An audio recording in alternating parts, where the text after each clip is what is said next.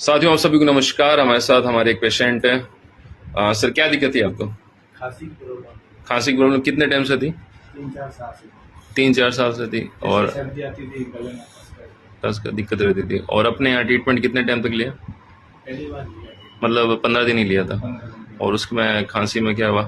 एकदम प्यार हो गया। एकदम आराम आ गया, कोई दिक्कत नहीं है ना?